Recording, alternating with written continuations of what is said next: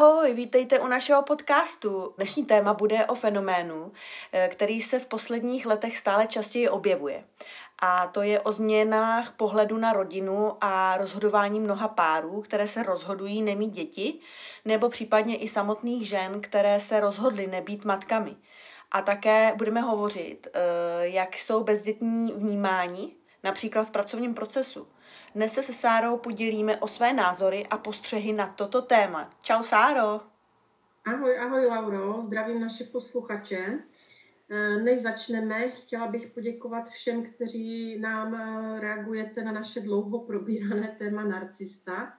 Dnešní podcastový díl s názvem Rodina a bezdětný život v dnešní společnosti dáváme na odlehčení, abychom si od těžkého tématu narcista všichni na chvíli odpočinuli. Přesně tak. A v dalším dílu se k narcistovi opět vrátíme.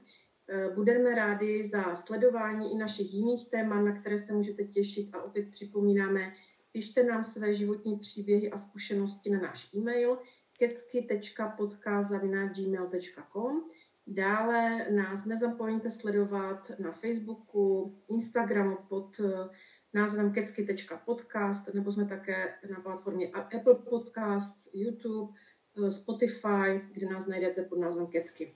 A zřejmě nás již teď za některé z těchto platform, nebo z některých z těchto platform posloucháte, takže nezapomeňte dát odběr a notifikaci zvoneček, které vás upozorní na další naše nové díly, které vydáme. Tak jo, Sáro, jen bych ještě na nás prozradila opět, že je nám přes 40 a jsme bezdětné. A vzhledem k věku a situaci v našich životech i bezdětné zůstaneme. Proč jsme k tomuto rozhodnutí dospěli? Nebo spíš proč to za nás osud takto rozhodl, to ještě probereme. Na začátku bych se tě ale, Sáry, chtěla zeptat, co si myslíš o tom, že lidé dnes více než kdy dříve zvažují život bez dětí? Než zodpovím na tvou otázku, nejdříve bych chtěla zmínit, aby lidé nás bezdětné za to nepranýřovali. Společnost dělá u bezdětných takové nějaké nemilé závěry, jak často slýchávám, a často neznám pozadí bezdětnosti, a zvláště, že nám to pak ubližuje, tím se setkávám celý svůj bezdětný život. Než někdo vytvoří tedy nějaký závěr, je potřeba respektovat rozhodnutí párů, mužů a žen. Žijeme přece jenom ve svobodném světě a ne ve středověku. Chci zdůraznit, že neznáme pozadí rozhodnutí těchto lidí. Mnohdy jsou bezdětní, neboť to tak osud chtěl a nemohou mít děti a jim to nechtějí nikomu na počkání říkat. Je to jejich soukromí, stydí se za to, nebo naopak znám i ženy, které by děti nebo dítě hrozně chtěly, ale zase jim osud nepřihrál toho správného partnera. Protože jsou zodpovědné, neudělají si dítě s kdekým na druhém rande z Tinderu. Tinder je prý stejně apka na jen na to. No, asi jo, tyto ženy, o kterých ale hovořím, chtějí dítěti zajistit hezkou rodinu a sociální zázemí, anebo stát někde na sociálce pro dávky bez otce. Za nás musím říci, že je těžké si najít solidního partnera, natož otce svého dítěte. Určitě v budoucnu natočíme i podcast na téma single ženy. V dnešní době ztrácejí mnozí muži zodpovědnost. Často opustí ženu i dítě či těhotnou ženu, což byl teda můj případ. Pak ještě v dnešním podcastu probereme více své životní příběhy a jak jsme k tomu bezdětnému životu přišli, ale zpět tedy k tvé otázce. Proč si myslím, že lidé dnes zvažují život bez dětí? Dnešní doba je opravdu hektická a lidé se často zaměřují na kariéru anebo třeba osobní růst. Mít děti by pro ně znamenalo vzdát se určité nějaké svobody a jejich flexibility. Uvědomují si, že dnešní doba nenabízí sociální jistoty a dítě stojí spoustu peněz. Četla jsem příspěvek někde na internetu, kde vyčíslili, ale pod tuto částku se teda jako nepodtrhávám, protože nevím, jak ji vyčíslili a jestli je pravdivá, ale vyčíslili, že dítě stojí od narození do konce studií na vysoké škole zhruba 2,5 milionu. Tady tě trošku přeruším. Já si myslím, že i ta částka se každý rok podle mě zvyšuje a mladí spíše šetří na to bydlení a na dítě už není ta finanční částka k dispozici. To je můj názor. Si taky myslím, že často může být. V V produktivních letech našich rodičů si mohli koupit mladí třeba byt, který byl třeba 5násobkem jejich měsíční mzdy. Upsali se fabrice, že tam budou pracovat třeba dalších 10 let, kde to dnes dostaneš, jo? Třeba mi rodiče si koupili byt tehdy za nějakých 10 000, jo. Tím nechci hájit dobu dávno minulou, měla svá jiná úskalí, ale žijeme v nejisté době, kdy nemáme jisté zaměstnání, platíme celý život nemalé hypotéky a pořád tak nějak balancuješ v nejistotě a do toho si spoustu párů uvědomuješ, že dítě pak obrovský závazek, zodpovědnost a nejen finanční. Mnoho žen, které nejsou třeba naivky a nevěří v pohádku o popelce a nežijí s růžovými brýlemi, ale již zažili třeba zklamání a pár jako my, tak si uvědomují, že pro ženu je to obrovská ještě větší zodpovědnost, protože co chlap? Ten se může sebrat, zaplatí alimenty, které rozhodně nepokryjí požadovanou část nákladu na dítě a půjčí si synátora nebo dcerku na víkend. Ale většinová péče o dítě a často i ta finanční zůstává pak na ženě. Prostě dnešní mnozí muži neposkytují ženám tu jistotu, o tom vypovídá, že téměř co druhý, třetí pár se rozvede. Dále ženy vnímají, že s dítětem mají omezené možnosti, co se týká práce. Ne každá firma vám třeba nabídne home office. Dělnice musí chodit na směny, na noční. Pokud nemají hlídání a jsou samoživitelkami, tak mají velmi zúžené možnosti se zaměstnat a pak uživit sebe i děti. Vím, co říkám, protože v této oblasti pracuji a s těmito ženami se setkávám neustále, ale nechci teď hanit dnešní muže, hovořím i ze své zkušenosti, která nebyla hezká. Je samozřejmě spousta zodpovědných tatínků, kteří se starají o svaditka a takových si ženy važte. Já jsem třeba měla v životě tu smůlu na druhou půlku mužů, takže tyto aspekty si ženy již v dnešní době uvědomují. Je doba sociálních sítí a informací, které kdysi naše třeba matky neměly. A v dnešní době musí žena přemýšlet do budoucna, že nejsou ty doby, dokud nás smrt nerozdělí. Musí počítat s variantou, že třeba mohou zůstat s dětmi v budoucnu sami a větší část odpovědnosti padne na ně a je to tíha si toto přiznat. Může se stát, že třeba tatínek bohužel zemře, jo? Opět zůstane vše na ženě. Mám osobní zkušenost se 2 mladými klientkami v bance, kde jsem pracovala, které žili šťastně na mateřské s 2 malými dětmi. V domech za miliony neměli ani páru o výdajích, kolik se platí hypotéka a další výdaje. Vše zajišťoval muž. Bohužel neinformovali se, nezdíleli ve vztahu tyto důležité informace. A prásk, dopravní nehoda, manžel jim jednoho dne nepřišel domů a ta žena najednou na vše zůstala sama. Jo. Hlavně na ty děti a měla jsem ji před sebou plačící, protože ani netušila, že platí hypotéku 20 000 měsíčně. A kolik mají kde výdajů, to byl smutný příběh. Zůstala na to sama, byla na mateřské.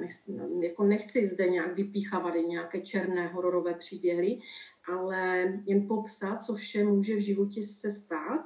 A tím nechci navádět ženy, aby si řekli, jako nebudu mít dítě, protože by mi mohl partner umřít, to vůbec ne, jo? Ale aby si i ženy uvědomovaly a uměly si na sebe vzít tíhu zodpovědnosti, že se může opravdu stát, že na toto dítko budou sami, že prostě ten vztah a rodičovství nemusí vyjít, že žijeme v době nejistot a lidé si nechtějí nic připouštět, jim se přece nic nestane. A pak mají oči pro plač a řeknou, já jsem myslela, že mně se to nikdy nemůže stát. Ano, to jsme si mysleli celá planeta o covidu, jo? Takže toto mohou být důvody žen, proč si řeknou, nebudu raději v dnešní době mít dítě. To jenom polemizu nad tím, co třeba je může k tomu vést. Neberte to jako nějaké mé dogma. Jo, jako z dob, kdy jsem pracovala na vymáhání pohledávek v jedné z předních zahraničních úvěrových společností, jsem bohužel tyto příběhy slyšela a viděla často. Třeba ne každá žena to ustála, ne každá žena měla na pomoc třeba rodinu. Takže se usaďte, další díl našeho hororového podcastu začíná. Psycho. Ne, dělám si legraci, ale je to tak. A to jsme chtěli něco na odlehčení teďkom, no nevím, jestli jsme vybrali dobře. Mnozí lidé mají pocit, že by s dětmi přišly nové závazky a zodpovědnost, což může být zastrašující, zvláště když touží po cestování a osobním rozvoji. Já už třeba od malička říkala rodičům, že děti nechci, že je to starost, nehrála jsem si moc ani s panenkama. Lepší pro mě byl Prák a lítat s klukama a lézt po stromech. Je pravda, že jsem dost často teda oblékala do oblečků, které mi pletla moje mamka mého psa. Tak možná jako jsem měla nějaké pudy. Prdy taky, no, ty mám až dodnes. No, dobře, budu vážná. Rodičovství je velký závazek a strach z toho, co může přijít, ovlivňuje rozhodování u založení rodiny. Dnešní doba, dle mého, je prostě psycho. Už jenom to, že jsou války, které jsou aktuální, přijde mi, že jsou stále i horší nemoci, nějak nechci tomu malému člověku dát toto, aby zažil. Ale jako možná jsou ty strachy zbytečné. Já jenom do toho vstoupím, možná je to jenom na to, že taková nějaká přehnaná zodpovědnost. Je to možný, no, jakože asi jo. A co mě ještě tak napadá, jsou alternativní životní styly, které se v dnešní společnosti stále více prosazují. A mnoho lidí hledá štěstí a spokojenost v takovém tom osobním růstu a zážitcích namísto tradičního modelu rodiny. A je spousta párů, který žijí spokojený, šťastný život i bez dětí. A právě třeba cestují hodně a tak, že jim to stačí. No, samozřejmě je to přirozené, že založit rodinu je to i poslání lidstva, milovat se, rozmnožovat. Milujte se a množte se. Pardon. Ale na planetě máme 8 miliard lidí, vždy se tady ani pomalu nevleze. No, to je ono. Teď mě ještě napadlo, že se tu bavíme, proč lidi vlastně nechtějí mít děti, ale je tu i druhá stránka. Jsou i nevýhody, které přináší život lidem bez dětí. Možná někoho napadne, jakože samozřejmě život bez dětí je horší v tom, že vlastně ty děti nemáte, kdo se o vás ve stáří postará a tak, ale my teď budeme trošku hovořit o jiných nevýhodách, třeba v té pracovní sféře, protože tam mám pocit, že bezdětní jsou často nějak celkově vnímaní společnosti jako nějak méně angažovaní nebo méně odpovědní. Podle mě je to ale nespravedlivé. Také si spousta lidí myslí, že bez dětí nemůžeš mít žádné povinnosti a starosti, ale také musíš vařit, uklízet, prát, řešit sračky, zajít na veterinu se psem, kde se prohneš, pak řešíš, že nedostaneš ošetřovačku v práci jako při dítěti, když máš nemocného psa doma nebo nějaké jiné zvíře a musíš se mu věnovat, tak vypipláš celou dovolenou, řešíš, jak tím Mailand stojí veterina, můžu ze své zkušenosti s mým psem. No, s mým psem, kterého pojišťovna nechce pojistit na psí pojistku, nebo je nemocný. Ale to jsem teď odbočila. Jo? Nevodí, to je zajímavé. My máme rádi drby, že jo, všichni lidi. Škoda, že nemůžou odpovědět. Takže vnímám i velkou diskriminaci bezdětných žen, protože všude se hovoří o tom, jak jsou diskriminovány matky s dětmi. Ale nehovoří se o tom, jak jsou v zaměstnání diskriminovány bezdětné ženy, čím jsme se my obě setkali ve své profesní sféře za těch 20 let, nebo přes 20 let, co pracujeme. A zažívali jsme to společně, jakož jsme léta pracovali společně a byli jsme v jednom korporátu vlastně kolegyněmi. Je to tak. Mnozí lidé si myslí, že bezdětní nemají tolik závazků a proto se automaticky očekává, že budou brát více přes času nebo budou dostupní víc než ostatní. Dále jsou maminky upřednostňovány při čerpání jakéhokoliv volna. To, prosím vás, říkám jenom z mé zkušenosti, je možné, že to opravdu nikde takhle není, někde teda, jo. Tak, u mě to tak vždy bylo. Vyžrala jsem si v každé práci všechny pracovní vlastně svátky, víkendy, Vánoce, furt v práci s tím, že maminy mají děti. Pro mě se to zdá prostě, že to je diskriminující. Já nevím... Já to vnímám stejně. No. Jakoby trest za to, že nejsem matka. Takže cítila jsem se docela méněcenně. A maminka vlastně dostane home office, já ne. Jde o to, že některé matky svého vlastně toho statusu zneužívají, toho, že jsou matkou. A já osobně mám zkušenost, když jsem se musela opravdu přizpůsobit, že v létě jsem si nemohla vzít dovolenou, protože si ji mohly vzít jen mámy kvůli dětem. A přece jsou prázdniny, že jo? A já, proč jako bych já bez dětí neměla mít prázdniny? Také měli... dovolenou a odpočinout. Přesně tak. Také měli třeba i zkrácený úvazek na úkor bezdětných, které za ně museli dodělávat práci, protože, co si budeme říkat, výsledky za výkon do jejich plného, do vlastně jejich toho úvazku vám zahraniční korporátní majitel neodpustí. Plány se musí prostě plnit A nemluvím ani o tom, že neustále jejich absence, kdy dítě bylo nemocné, což samozřejmě nechci zlehčovat, nemoci dětí, to rozhodně ne, ale já pak musela být přes časy za ně. Absolutně nikdo na mne nebral ohled, když jsem pak najednou seděla v práci úplně zelená, po 14denní šichtě, 12 hodinovek, a to podotýkám, jsem byla THP zaměstnanec v kanceláři. Vážně to vzali, až mě odvezla prostě rychlá a skončila jsem na kapačkách v nemocnici. A i když vážně to asi nevzali, neboť i do té nemocnice mi volali kolegové a šéf a potřebovali vědět, že jako kdy mě pustí, že kolegium má teď nemocného Filipka. Byl to hrozný tlak, hrozně velký tlak. Já se na to úplně vzpomínám, protože jsme dělali tehdy spolu. Na nás bezdětném nikdo nebere moc ohledy, prostě stroje na výkon, na placení daní bez nějakých úlev a výhod. Jakoby ženy s dětmi byly větší samice. No? Tak asi jo, no, tak plodí děti, tak... Já jsem se setkala i s tím, že ženy matky využívaly své děti jako výmluvu, aby nešly do práce, že třeba řekli, že dnes potřebují mít home office, protože je dítě nemocné, a pak jdete z práce a potkáte, jak si to mašíruje s dítětem po obchodech, na shoppingu, nebo vylepí na sociální sítě kompromitující fotku, protože si to Nana neuvědomí, jak se prostě s borcem ve věřivce, s šáněm v ruce a dítě má ve školce a řekne, že potřebuje volno, protože má doma dítě nemocné. Takže opravdu i tady tyto věci se stávají. Dále bych zmínila, že kdyby si matky opravdu stáhly do svědomí a na férovku přiznali, tak opravdu si myslím, že tak polovina žen by to, ale to je jenom můj odhad, jo, to je jenom můj názor. Ano, chápem. Tak polovina žen to dítě ani nechtěla, ta druhá si ho pustila, protože biologické hodiny, protože společnost to vyžaduje, také mám kolem sebe ženy, protože to chlap chtěl, tak ano, to mám že tu ženu uváže. Tak když jsem se v pracovním prostředí setkala s tím, že měly být 2 kolegyně propuštěny, a ejhle, najednou rychle otěhotněli, naštěstí se jim to teda podařilo rychle otěhotněli. Mohli být rádi. Tam nemohl vyhodit, že? No.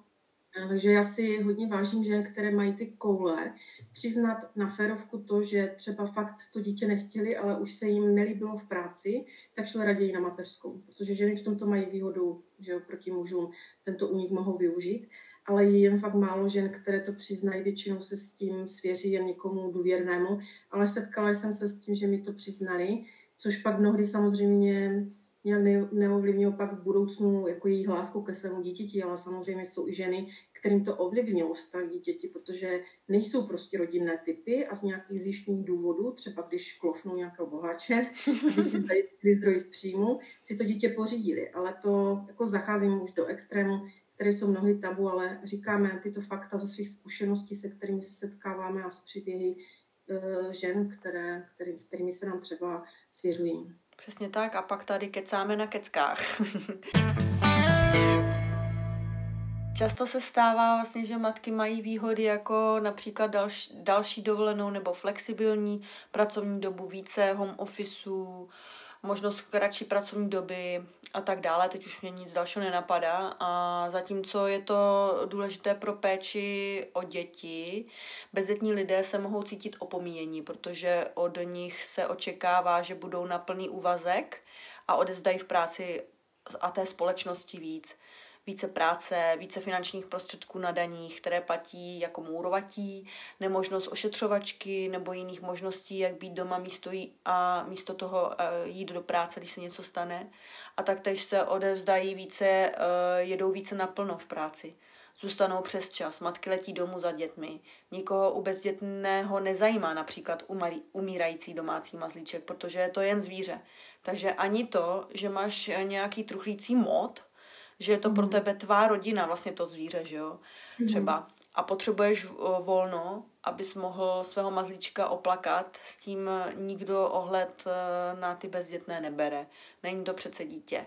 To teď zažívám u sebe přímo v přímém přenosu, kdy mi zemřela má kočička a jedete v noci z veteriny již bez kočičky a ráno naklusat 7 hodin do práce a nešlo si vzít volno, protože kolegyňka musí do školky pro dítko a někdo v práci musí zůstat, jak řekne šéf. Takže ty jsi prostě byla do noci na veterině s tím zvířátkem a pak si musela ráno prostě vstát v 5, aby ses dostala jo. tady v práci a nechtěli tím dát volno. Ne. Mohla... prožít ten stres a tu náročnou noc, protože prostě opět kolegyně a nějaká přednost. Bohužel. Protože prostě, jako kdybyste v ten den tam třeba nemohli být obě.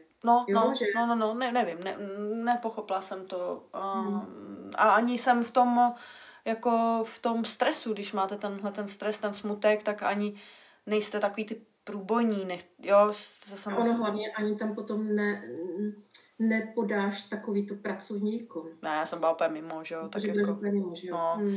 Jako to prostě, prostě to tak je. Ale jako prostě děje se to. Děje se to, no. Když se teda budu pokračovat tomu tématu, tak navíc hodně lidí třeba tápe v tom, jaké to je být rodičem. Někdo se může rozhodnout, že nikdy děti mít nechce. No? Místo toho, abychom je podceňovali, měli bychom ocenit, co přinášejí do pracovního procesu a státní kasy, že vlastně přispívají více na daní do státního rozpočtu, aby mohly jiné ženy využít třeba mateřskou, které tito bezdětní nikdy nevyužijí. Všude jsou úlevy pro lidi s dětmi, ale vlastně svobodný pracující bezdětný člověk nemá finanční úlevu žádnou. Myslím úlevu jako za to, že jsi bezdětný a pořád makáš a podporuješ společnost. My pracujeme obě přes 20 let, nechodíme na nemocenské, jen fakt makáme a platíme. A takovéto ženy nikdo neocení. Pak se bavím s mladou maminou a ta ti řekne, mně se nechce do práce a pracovat, protýká mi inženýrka, jo? Že to nejedná se třeba o někoho, kdo rád plodí děti, aby využíval sociální dávek, ale je to prostě vzdělaná žena a říká, já si pořídím 2., 3. dítě, abych nemusela chodit do práce. To je fakt jako láskyplný důvod, proč se rozhodnout počít potomka. Mazec, no. To jsme se teda rozpovídali jsme se, jak to je být bezdětný. Mě někdy přijde bezdětný pro společnost jak pomalu handicapové. No, to jo, no. Lidé s dětmi se tak nějak ve společnosti jakoby více uctívají.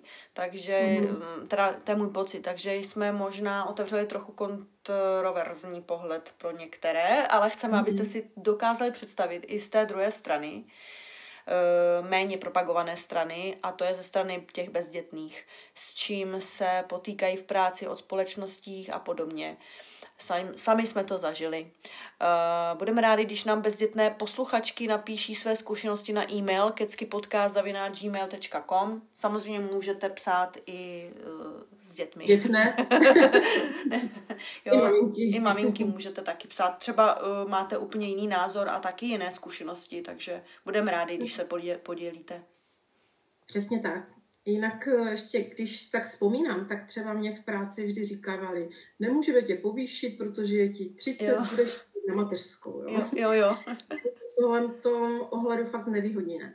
Buď jste moc mladá na vyšší pracovní pozici, nebo budete chtít jít na mateřskou, nebo vám pak chytrolíni prorokují, protože nemůžete přece vyčnívat z davu a rozhodnout se nejít na tu mateřskou. Ano. A pokud jste stará, dají přednost mladým mužům. Ano. Ale to jsem odbočila. To bychom mohli někdy probrat i rovnoprávnost mužů a žen v pracovním prostředí, protože sami po 10 let praxe pracujeme v tomto prostředí, tak víme, že úplně to tak mnohdy nefunguje a diskriminace v zaměstnání je i v tomto ohledu, jako co se týká rovnoprávnosti žen a mužů. Jo, hlavně prosím, nejsme feministky. Nebojte se, jo, jako prosím. Jo, mohlo by to tak vyznít, ale nejsme. Jen říkáme, s čím máme vlastně z té zkušenosti za ta léta, s čím jsme se potýkali a potýkáme. Rádi o tom prostě kecáme, prostě jsme ženské, no.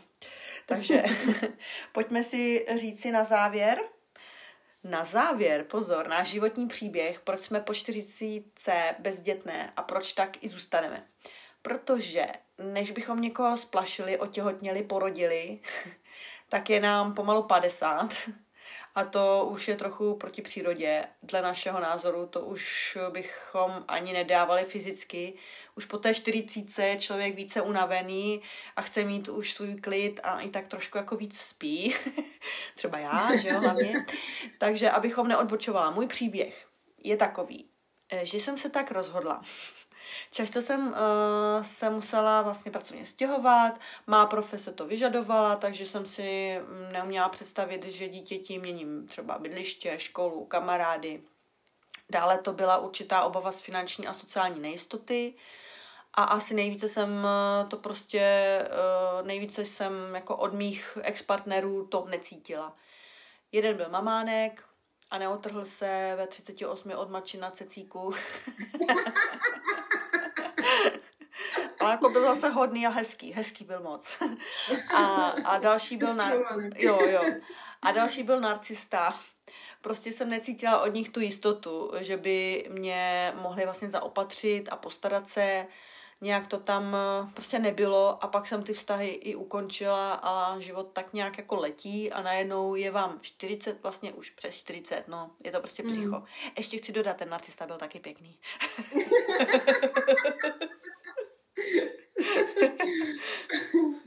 Jo, ale já musím říct, že jsme měli hezké střelné chlapy. Jo, to jo. Ale já myslím, že kdybys měla správného parťáka pro život a cítila se vedle něj jako samice. Ano.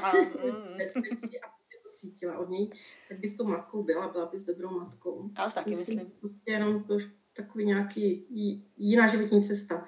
U mě to bylo podobně, prostě špatný výběr partnera, ale já ve svých 33 v očekávání teda byla, ale ten budoucí tatínek mě opustil a v mém těhotenství odešel teda k jiné ženě, už to někdy bývá.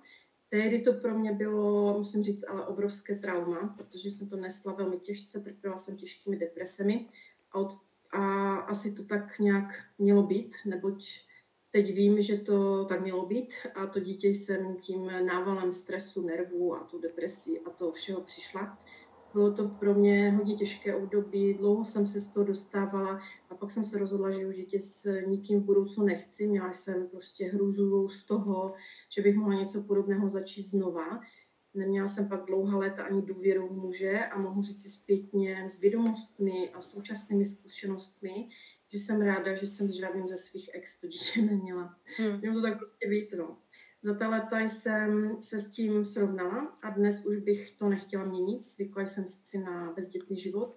Našla smysl v jiných věcech, takže když to shrnu, kdybych měla správného chlapa v minulosti, nechci to teď jako nějak zhazovat na ty chlapy, jo, ale prostě nebyl ten nějak výběr šťastný a ten můj osud nějak příznivý pro mě, tak bych tu rodinu prostě založit chtěla, ale osud mi prostě připravil jinou cestu a protože žena je plénně přizpůsobivé, na tuto cestu jsem si zvykla, místo aby byla trnitá, v ní hledám prostě příležitosti, volnost, možnosti, cestování, to prostě hezké, co nám bezdětný může přinášet.